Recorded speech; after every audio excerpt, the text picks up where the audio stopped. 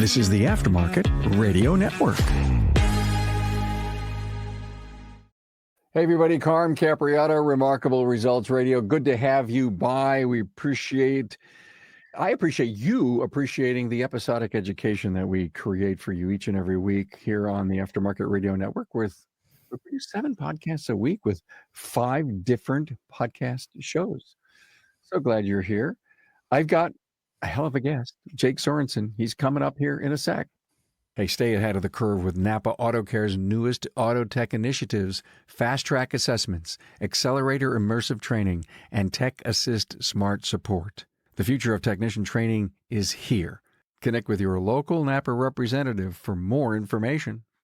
Hey, did you know that NAPA Tracks has on-site training plus 6 days a week support? It all starts when a local representative meets with you to learn about your business and how you run it. After all, it's your shop, so it's your choice. Let us prove to you that Trax is the single best shop management system in the business. Find NAPA Trax on the web at napatracs.com. Hey, welcome back, Jake Sorensen. How are you, my friend? Hey, Carm, I'm doing good. How are you? All the way from Sandy, Utah. I am great, by the way. I'm always great. There's no reason to be ungrateful. All the way from Sandy, Utah, McNeil's Auto Care. Jake, the 2019 NAPA ASE Technician of the Year, the 2019 Ratchet and Wrench All-Star Technician of the Year. How are those trophies? Are they nice on your shelf? They're getting some dust. It's been a few years, you know? Yeah. We're going to have to nominate you for something coming up here. ASE Master Tech L1, L2, L3. Shop Manager and the Diag Specialist, where actually he helped to develop the NAPA Apprentice Program. It's a great story. We've done podcasts on that. So thank you so much for all of that initiative. I know there's at least four figures of people on the apprentice program. And Jake, we owe it all to you. Thanks. It, I think, ties into a lot of what we always talk about, but we got to be working on getting people in this industry. Oh my God. Okay. Jake and I are going to talk about a bunch of stuff. Please stick around. I think you're going to love it because this is a lot of stuff. Jake and I just chatted a while back and he says, Carm, I got these 5-6 important things on my mind. I got to get them off my chest. And I says, good, let's do this thing. But it was just the other day, I was doing a podcast. We were talking about skill trades. This lends right into the whole apprentice thing. And I am really trying to get it changed to what we call an essential skill trade, this automotive career of ours, because it was COVID that said we were essential. So why aren't we using the word in front of people when we're talking to parents and young people that we're an essential skilled trade? And what hit me a couple of days ago, I'm sitting here in the studio, and all of a sudden the word trade hit me. And I say, it's the wrong word. Because you know me, I'm on this huge language shift in the industry. And every time I could find a word, I don't think that has feeling and value, and it's grounded in the professionalism of our industry, I came up with the word occupation. So think that through for a moment. We're an essential skilled occupation. I like that because we aren't a trade. We don't fall into the same category as a lot of those. So yeah, I know. And what does the word occupation mean, Jake? It really is. I maybe can afford a house and buy a car and find a spouse and maybe have some kids, a career. Occupation means career. You're 100% right. And it's a car. No, it's not. The outside world looking in, every time we use lazy language, we just continue to perpetuate the unprofessionalism of our industry. Yeah, I'm probably as guilty as anyone with it, but you bring up some good points. We have to try and shift that language, especially if we want to attract people and we want to earn what we deserve. So are we helping or hurting this staffing shortage that we have? And we have to stop and think about that. And when we think about many of the things that go on in and outside of our industry, and sometimes the image that we have, the fact that we aren't doing enough education, the continuing education for our people setting up career paths. One of the other things that I know, because part of this whole thing is I just hit a recruitment team on. We were just chatting about hiring people and ghosting and the resume stuff that's so in our industry. How much does the shop environment, Jake? How much does that matter where professionals want to work today? More than I think just about anybody considers, because I think most people know that you've got to have a clean environment, a welcoming environment to bring somebody on, to hire somebody. And that's true. But what about keeping people? Do you want to go to work at a place every day where there's, garbage piled up everywhere? You've got used parts all over the workbench. It's just unprofessional. Things are left out, not taken care of. It makes your job so much more difficult. And if your job's more difficult, you're not going to want to do that long term. And so there's a lot of reasons that we're losing people in our industry, but I think the environment is a huge one. And we really, as shop owners, need to look at that a little closer as to, are we just cleaning it up to bring somebody in, or should we care about what they have to go do every day, 40 hours a week? Jake, I think of the word pride. Unfortunately, it feels like a lot of that's been lost. I hate to stand up here saying, we do everything right and our shop's perfect and all this. Of course, all of us have our struggles and things we work on, but that's one of the things I let slip for quite a while at our shop was the pride in taking care of equipment, taking care of your bay, putting your tools away at the end of the day. Because I kind of took a little bit more of a hands-off approach saying, hey, these guys want to take care of things. They want things to be done right. So I'll let them do it on their own. But you quickly realize if somebody's got the pride in that or not. And I think most of us have realized by now that correlates to the quality of repair as well. You find out pretty quickly that the ones that don't take the pride in their equipment, their appearance, their shop environment, probably don't take that same pride in the quality of work that they're performing for your customer. It happens to all of us, Jake, is we let them do their own thing, assuming that they're going to go to the level that the expectation has always been set. And when we don't monitor our own expectations, when we don't, walk around and say, come on, guys, did you leave in a hurry last night? Well, what's going on here? Those kinds of questions that you ask of your people to find out why they're thinking like this, why they're doing those kinds of things. We got to be a whole lot more prouder, to come back in the morning and see a clean environment and start with a clean, fresh feel than it is this workbench of yours just looks like a hurricane came through. I think a lot of us have heard the story from the Navy officer saying that you should at least make your bed every day. And kind of the point is that you start the day with one thing completed already. So you start off on the right foot, but also you come home to a made bed, one less thing that you have to do that's comfortable. I think the same applies at work, in our shop environment, our bays, our tools, trying to make sure we keep up on that stuff because we feel more accomplished. If you, at the end of the day, make sure those tools are put away, the bay is cleaned. If you had a vehicle in that you're almost done with, you just complete it. So the next morning you're starting fresh. It's a lot easier. You start the day off better. You're in a better mood. You feel more accomplished. Totally agree. Totally agree. It has a lot to do with the culture of the place, the pride that they show in the work environment. So that's a great thing. Let's keep in mind the shop environment. And I remember, Chad, who was it the other day that says, Carm, I'm gonna air condition all my shops. And they said, we're going to spend a ton of money, but we're going to do it. Well, these, even if it's a month worth of 90-degree days in August up here in the Northeast, they still believe that it may be worth it because sooner or later, the people work hard. They go home totally drained physically, mentally because of the heat, and they're looking for something else to do. I mean, if you're looking, when you're applying for a shop to work at, if you've got two options and one's air conditioned and one's not, man, I can tell you which one I'm going to, right?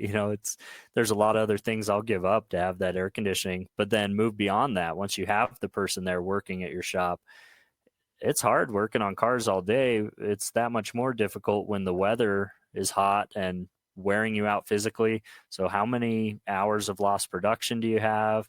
How many years do you take off of that technician wanting to work in this field?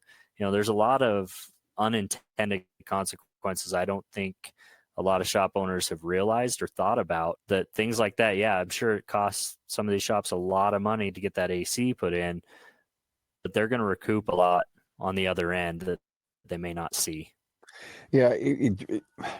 When I think about losing an individual, and they may not necessarily say, well, listen, cheap bastard, you never put in the air conditioning and I just can't handle this anymore. You'll never really know of the investment in the environment and the culture and the pride, you'll never know. I just don't think people that are leaving, Jake, tell you everything.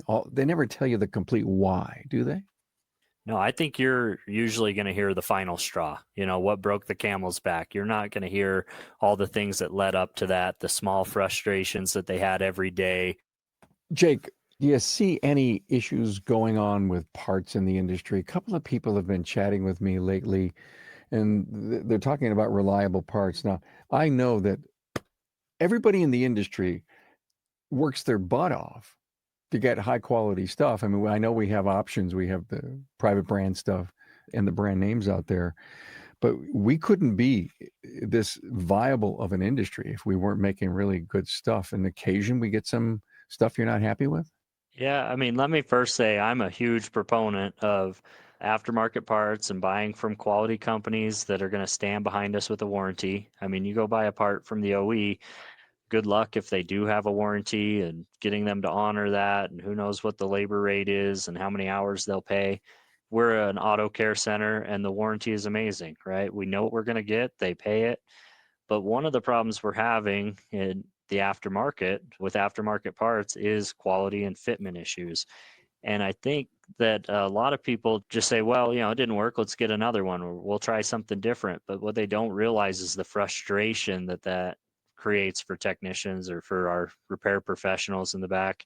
They don't want to install a poor quality part, but when they try and install it and it doesn't work and they have to make it fit or make it work, that's frustrating. And then if the thing fails and there's a warranty and they eventually have to install better quality part, they might have lost some of the hardware that the aftermarket part didn't require or changed. And it just creates a lot of problems that if your technicians are on a flat rate or some sort of performance pay plan like that, they may not get paid for or compensated for properly, right? Even if you have a warranty in place, how much time did they spend trying to figure out what the problem was, trying to make that work, finding the correct hardware? So I know a lot of times from an advisor point of view, it's easy to go with the cheapest part, right? We want to save the customer money, but I'm a big proponent of always installing quality parts. And trust me, I'm the one getting in arguments with our technicians when they say, hey, I have to have an OE part. And I'll say, well, who made that part for the OE, right? If it was a name brand, a Bosch, a Delphi, a Denso, whatever, we can buy that from the aftermarket. It's OE quality part. And I'm 100% on board with doing that. What I'm suggesting, though, is there's a lot of poor quality parts that have entered the market that don't fit properly, don't come with everything you need, don't get the job done properly, and it's creating frustration for the technicians. And if we want to keep these people, if we want to keep these repair professionals, we've got to give them the quality parts and help them get compensated for the time they're spending. Absolutely. It's a great point you bring up. OEM is a part that was manufactured just specifically for the OE. And then there's another product that they call in that industry OES. And that's a secondary product that was made to fulfill the pipeline. And can you imagine 5 years ago that you're getting the OE product that was made to go on that specific car coming down the line? I don't think so. And as much as we really respect the dealers, we need them to be there. I think a lot of people love and will only buy OE from the dealer, but it's not necessarily the kind of part that they think it is. And I'm not saying I'm an expert at it, but I've been around the horn a little bit, and we've done shows on this. We've done shows on the quality of the part. And I think if it gets to the point where that the aftermarket is going to start suffering losses in their growth, they're going to open their eyes and try to find out what it is. Is it service? Is it availability? And is it quality? And Yeah, if quality is the issue, Jake, then we got a problem. I believe we do. And I hope that shops will get on board with to try and fix this. I mean, first of all, I think you buy the quality parts, right? And again, I'm buying them from aftermarket parts companies, but buy the quality parts. But when a technician, a repair professional comes and tells you that the part didn't fit properly, or we have to warranty that part because of a failure, where they tell you, hey, I can just tell this thing is not the right quality. This thing is not built properly. It's going to fail. Whatever that reason is, make sure you're processing that warranty. I think some of the times this stuff gets swept under the rug, and I worry that they never realize there's a problem and they're just going to keep selling those parts to everybody. But if all of us are on board, making sure we get these things warranted, talk to your local parts store about it and let them know that you're having these problems and you'd like them to talk to the manufacturer and let them know what issues you're having. Hopefully we can start to address some of these and get these issues taken care of. But we don't want to just give it to your professionals in the back to have them struggle and have problems with. The automotive world is changing fast, and customers are expecting speed, accuracy, and confidence in every repair. To keep your shop competitive, your technicians need training that's smarter, faster, and future-focused. That's why NAPA Auto Care is excited to introduce 3 new auto tech initiatives: Fast Track Assessments, the Accelerator Training Program, and Tech Assist. It all starts with Fast Track Assessments. This tool pinpoints a technician's exact skill level, whether they're a student, job applicant, or a new hire, so you know their strengths and where they need improvement without putting a customer's vehicle at risk. Then comes Accelerator Training Program. Using immersive technologies like virtual reality, augmented reality, and AI-driven simulations, it compresses years of technician development into just months. Trainees practice real-world jobs, alignments, brakes, diagnostics in a safe, virtual-first environment with instant feedback. Instead of tying up your senior techs, they can focus on customers, while new hires become billable, competent team members in record time. And once they're on the job, Tech Assist keeps that support going. Through AR-capable smart safety glasses, your technicians can instantly pull up torque specs, wire colors, component locations, and even connect with a live expert who sees exactly what they see, providing guidance step by step. System integration with information platforms and DVI streamline workflow and boost efficiency. This assess, accelerate, assist approach helps your shops deliver better quality repairs, faster training, and long-term success. The full solution launches March 2026, but beta registration is now open. Want your shop to lead the future of automotive training? Connect with your local NAPA representative today. Hey, let's face it, your shop management system is the single most important tool in your shop, period. NAPA Trax has made selecting the right shop management system easy by offering the industry's best, most comprehensive SMS. Now, it all starts when a local representative meets with you to learn about your business and how you need to run it. After all, it's your shop, so it's your choice, and having local representation is a huge plus. Customizing Trax to your business, whether you're a one-person shop or a large multi-bay or multi-location company, a representative consults with you to help optimize your shop's workflow, efficiency, and profitability. Trax always has the flexibility to do business how you need to do it, which means it can also grow as your business grows. And unlike the other guys, we'll be there for you after installation with the best training and support in the business. Yes, a learning management system tailored to each role in your company. Simply put, Trax was designed and built for shop owners just like you. Visit us on the web at NAPATRAX, that's NAPATRACS.com.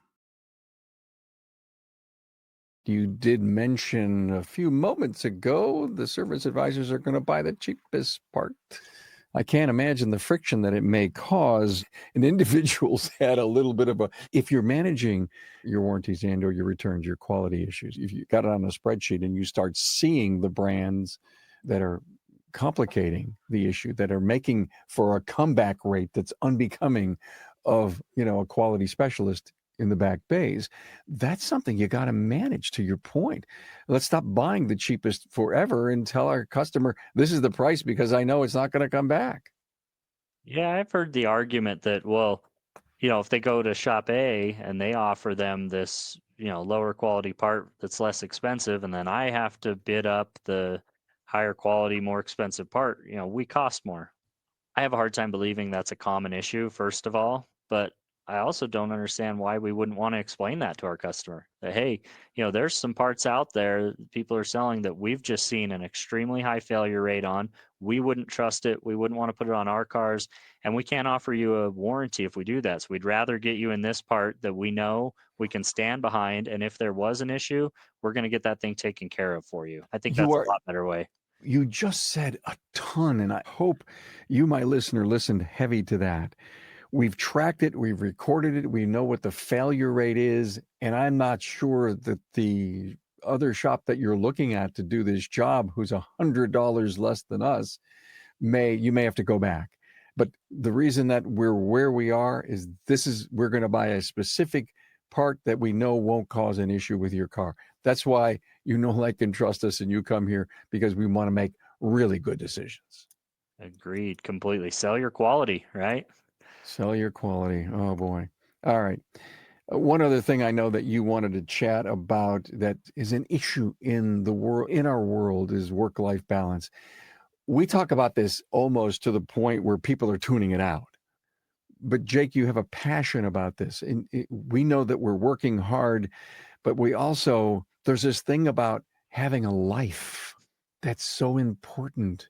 I'm sure that the specialists that you're looking to hire, that you've interviewed in the past, saying, hey, you think I can actually work 5 days a week and spend time with the family? Do they ever say that? Yeah, I mean, when they apply, that's always the selling point, especially if they came from a dealership. They're saying, hey, I'm spending my whole life there. I'm constantly there. And they like the idea that we're closed Saturdays or things like that. But I'm going to tell you right now, I don't think we've done a great job at this, or done as well as we should. And I know other shops are fighting some of the same battles. But say you've got a specialist that's worked his 40 hours or more that week. Maybe it's in the middle of summer, it's hot, he's had some difficult jobs, big engines, replacements, or something like that, where he's just beat up and worn out. But we know we've got some big jobs that are sold. We'd like to get them done. We don't have anybody that can get that. How many shop owners or service advisors, service managers, whoever it is, are asking your specialists if they're willing to stay that evening and work a little longer, or come in on the weekend and knock that job out for you?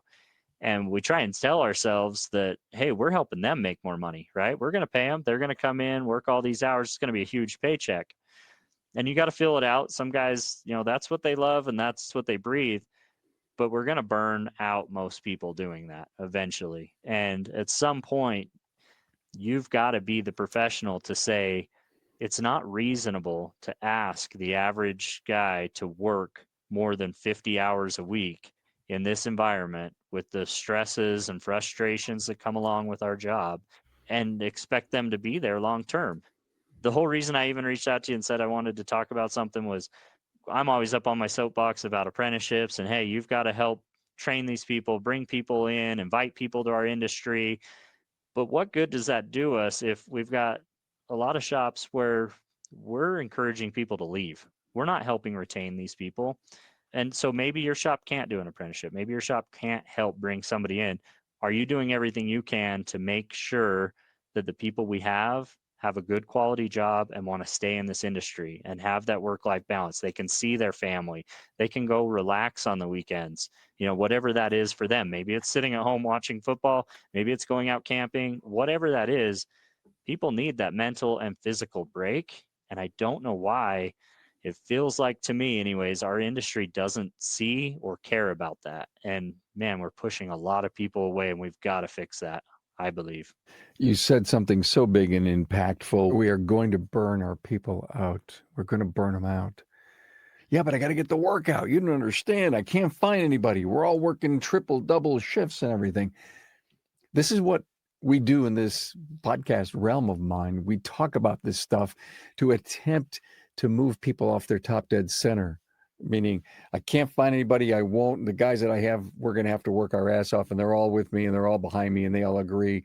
And then sooner or later, you're going to lose another one of them. It may be a year down the road, and you're going to atrophy, and you're not going to give any quality of life to anybody.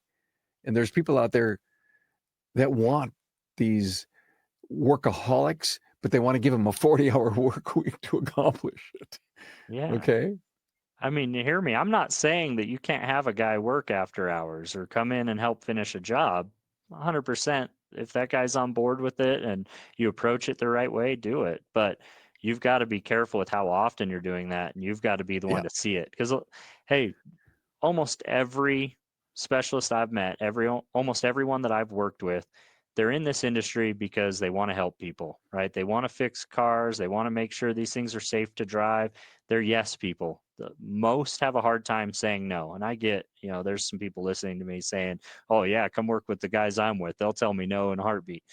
Most of them want to make you happy. They want to say the right thing. So when you go ask them constantly if they'll stay a little later, if they'll come in for the weekend, they're going to say yes, whether they can or whether they want to or not.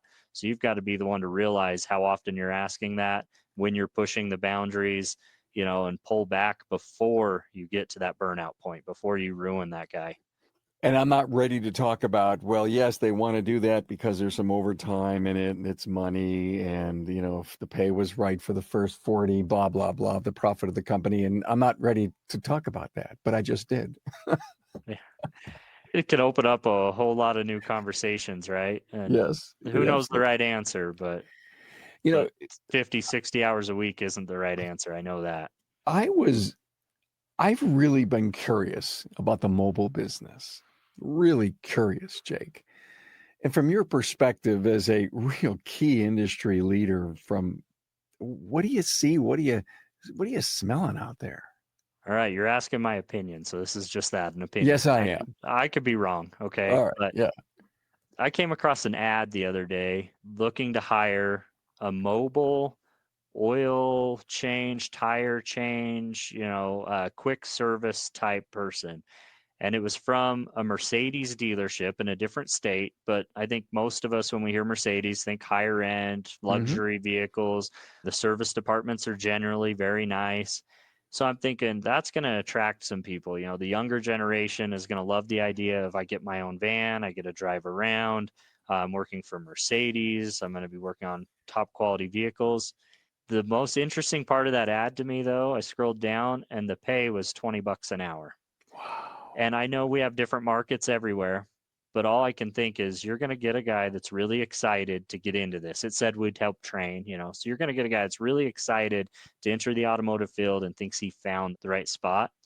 And then he's not going to make the money he needs to support himself or to support a family. And what is the growth from there? Are you going to bring him into the shop eventually and help him learn other specialties? Is he going to stay in that van? And then I also started thinking about, if you were the one doing that job every day, is that as fun as it sounds, going and changing oil in somebody's driveway when the cold temperatures or the hot temperatures, being as careful as you can that you better not spill a drop on there? And if you do, what do you have to do to get that cleaned up properly? Not suggesting that we're spilling oil in the shop easily, but I think most people understand what I'm saying. It's not as big a deal here, and we can clean it up easier here. But out on the road, I think it makes everything more difficult. And so I understand that from a sales point of view, we're saying, hey, this is how we're going to take care of our customers. It's more convenient for them. I know a lot of businesses are going this way. Tesla has their mobile service. There's a new startup EV related auto shop in my area that's doing mobile service as well. And it's the big selling point. But all I can think is, I've never met a shop owner that tells me he doesn't struggle with hiring, that he's not having a hard time finding specialists. And it feels like we're looking for new ways to push people out of this industry. We're going to find somebody that's excited and we're going to put them in this job that just, I don't think is as enjoyable as they want to believe. And it's at a lower pay and there's no upward mobility there. There's no mobile upward mobility, at least described in the ad, that there, Yeah. please join us at this entry level position. We will show you when we get together with you that you can have a hell of a career path in learning, all about the Mercedes platform. Let's just chat about, what is that entry level position worth? Is it $30, you think?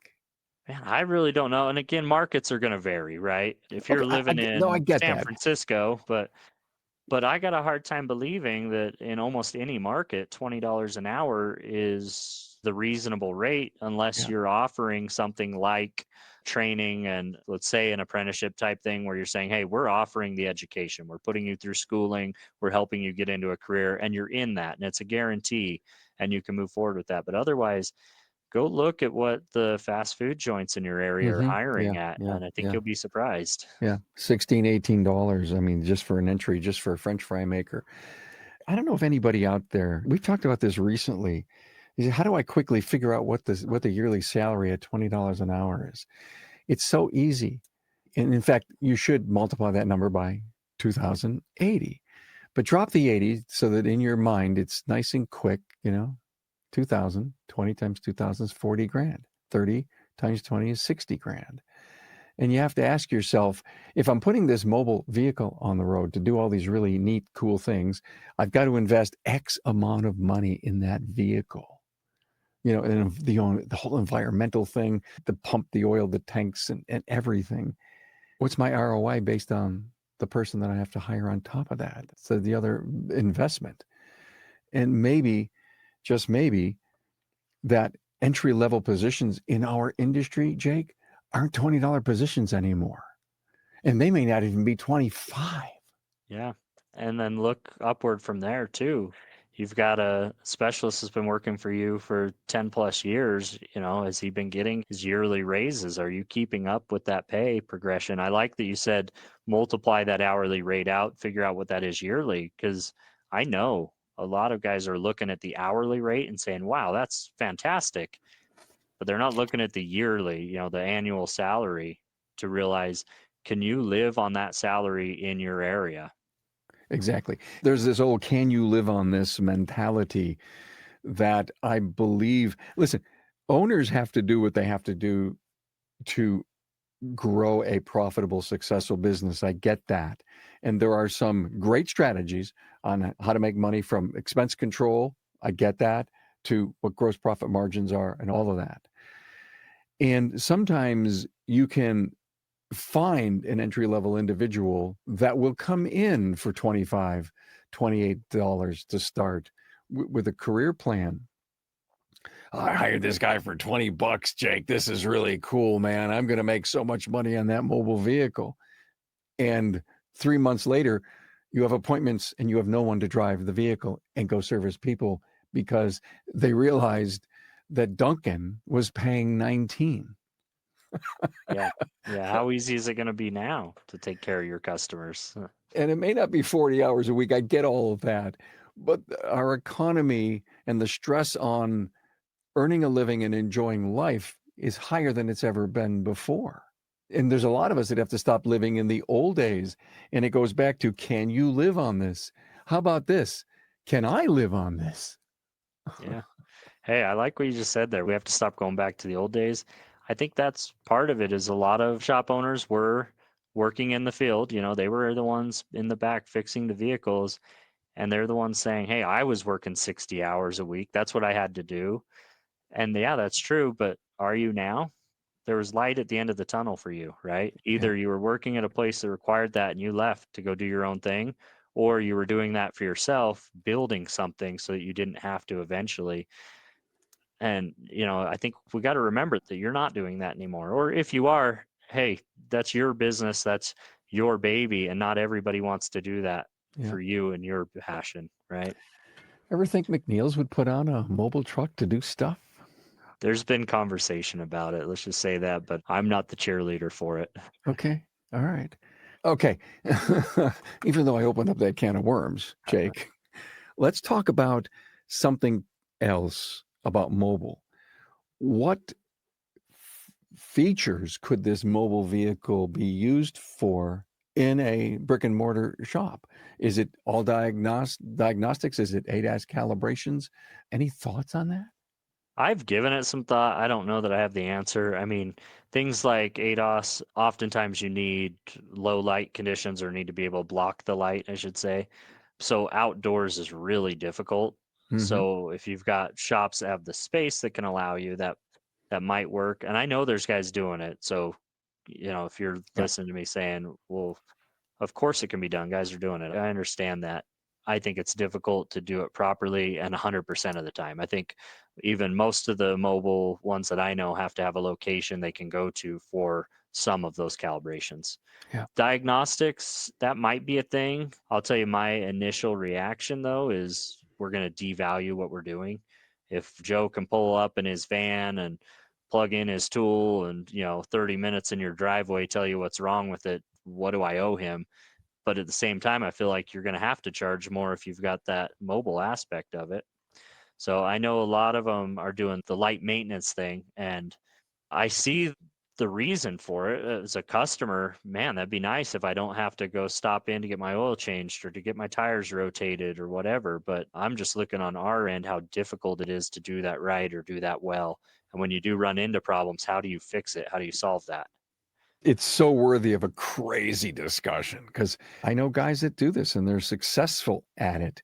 But when you think about the to diagnose an issue, a heavy computer issue, sensor issue, a lot of the heavy end technology specialists that are out there, someone else does the mechanical work. They just find out what the problem is. But if you're going out and you're a high level technology specialist and you find this, you may not necessarily want to get the wrenches out and have that sensor delivered to you and fix the problem. Yeah, and I guess there's two different sides of that too. If you've got the wholesale guys doing the testing, the diagnostics, coming to shops and helping them, yeah, of course, Right. that's an industry that's doing well and is much needed. Yes. As far as to the general public, I guess is where Yeah. I'm skeptical that could work. And I have to agree with you. Hey, so Jake, when you look back to the apprentice program that you worked your butt off to help develop on your own, the NAPA said, "Hey, Jake, what the heck you doing here? This is great." And they embraced this and they're doing so well with it.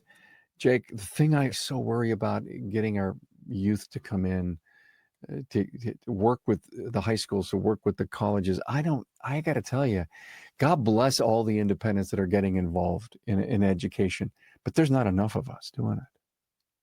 No, I think that's the whole point here is it's two parts. One, what we've been talking about is let's not push people out of this industry. Let's try and retain what we've got. But the second is we've got to do a better job of bringing people in and helping give them that opportunity. I just recently had one of the managers at a parts store that we work with asked me, she said, "Hey, my sister is working at a tire store, wants to get into this industry. It's all she's ever wanted. They've been telling her for years that they've got an opportunity available for her. They're going to teach her, they're going to help train her, but they never have." And she says, "What do we have to do to help her get into an apprenticeship with you guys?" And I said, "Hey, give her my number. Let's talk. I want to see what's going on." And about a week later, I hadn't heard anything. I said, "Hey, your sister never reached out. Do you want to give me her number? I'd like to talk to her." And she said, "Well, I guess I talked to her." And she said she's just done with the industry. She's sick of being told that something's coming and it never is. She doesn't want to try again. She says, "I told her that you guys are different and it'll work, but she's just done." And, that's one story that I heard. How many of those are out there? So if you've got the apprenticeship program or an apprenticeship program, remember, you can't dangle that carrot forever. It's be reasonable and make sure they know. We tell new applicants all the time, if we've got one or two in line to join the apprenticeship, I make sure they know that, hey, assuming that it works out with this person and then this person, you would be third in line. And I don't know when those openings come, but it could be 6 months best case scenario, it could be a year worst case, and I want to make sure you understand that, so that in 9 months you're not saying, "Hey, you guys lied," or "You dangled this carrot out there and it never came."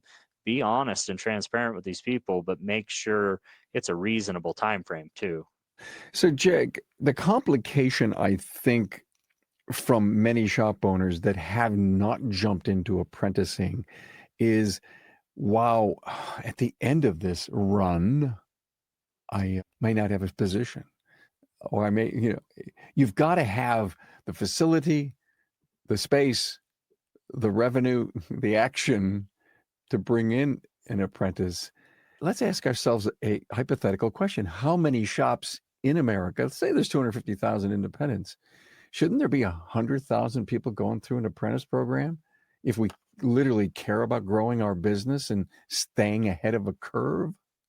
Yeah, I mean, remember, this thing doesn't build that person for you tomorrow. It's, most programs are going to be somewhere in that 2 year range. So you're filling that pipeline. But I would say, how many shops haven't needed a technician over the last 10 years? Can you say there was a time or there was a year where you just didn't need anybody, and if the right person came knocking on your door, you wouldn't have hired them? I'm guessing most are going to say they would have hired the right person if they came along at any time. So start prepping today so that 2 years from now, you've got that person. Jake, I think of the word incubate. It's a Yeah. crazy word, Jake, but that's what you're really doing with a long-term apprentice program. You're incubating your future. You're creating, you're building. Yeah. And you're showing them your environment, getting them prepared for your environment, right? These people are made for your shop when it's done. Damn. What else is on your mind? I'd written down a few things. I think we've covered most of it, but the only other that I think is more important than is often realized is the continued training. One thing that we've seen as well is we'll get some of these guys that either have been through our apprenticeship program or maybe came to us with a couple of certifications, a few years of experience, and we help them, advance and eventually get to, let's say, the master, ASE master status, right? And a lot of them at that point go, well, what's next? What do I do now? I feel like training, continuing education is so important. And I know you're going to have a lot of your guys, a lot of your employees are going to say, I don't need it, or I don't want it, or whatever that is. But you've got to push them to do that. That's what's going to help keep them in this industry. I hear it all the time that, hey, cars are so complicated and they're evolving so rapidly. And every year they're more difficult to repair, to diagnose. But then the same people that are telling me that don't go to any continued training. They aren't learning anymore. I've got to tell you, it's one or the other, right? Either these things are getting more complicated, they're more difficult, and you've got to keep up on this technology and you need to go to training to stay up on it. Or if you don't need that training, if you don't need to continue learning, then these things aren't that difficult, right? I mean, I don't know how you can fight both sides of that. So I'm a big proponent of training, keeping our guys engaged. One thing we're working on right now is trying to figure out a way that we can do in-house training during the day, because how put yourself in their shoes. You work that long day in the shop, beating your head against these difficult cars, and then at 6 p.m. to 9 p.m., whatever it is, you're supposed to go to a hotel, 30 minutes from the shop, eat some cold pizza, listen to this training, and then drive home, get home at maybe 10 o'clock, try and shower, change, go to bed, get back up and go to work the next day. Do you want to do that? I mean, I know we've all done it and we can, but it's not enjoyable. It's not something these people want to do or anybody wants to do. That's what we're working on right now. The problem is the classes aren't offered during the day oftentimes, because a lot of shops don't want to do that. So Well, we're working on in-house during the day. okay. Thank you for letting me think this through in this very single minute that you brought this up. When I think about shops closing down and taking a very large portion of their teams to A Vision, for example, to an ASTA, they're pulling 3 days worth of potential productivity. Could be one, could be two, depends on how many days that they're open. They invest a lot of money, airfare, hotel, food, all that stuff, the cost of the training.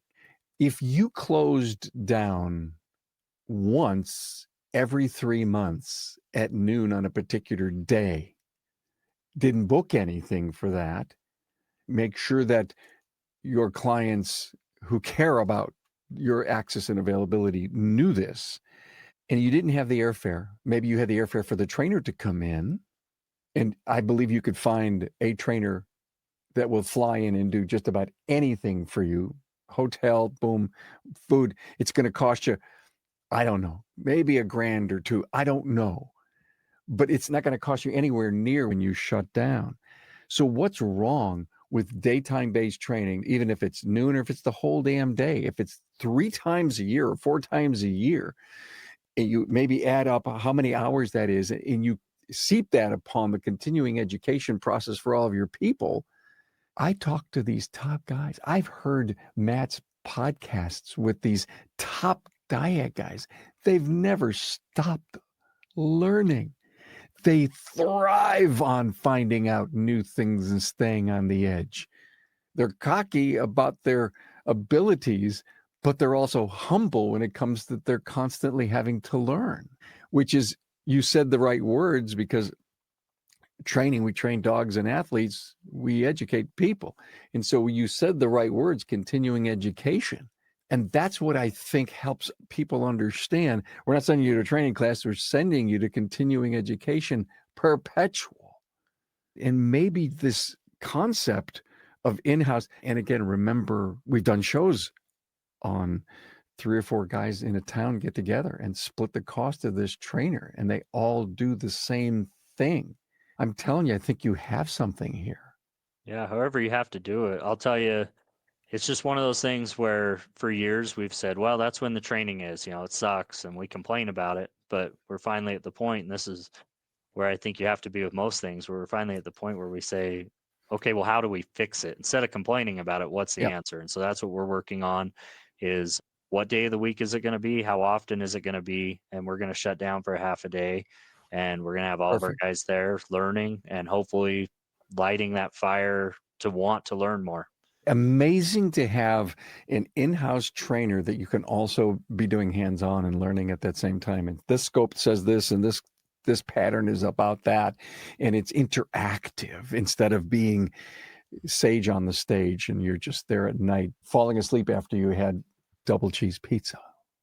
Yeah, and it's with the equipment that you have available in your shop. You go Yeah. to an event, they might be talking about using, this brand of scope, and you're going, well, I've got this other brand. I hope my guys really understand the differences, and they might not. But if it's in your shop, hey, well, let's use our scope right now. Let's figure out how ours functions.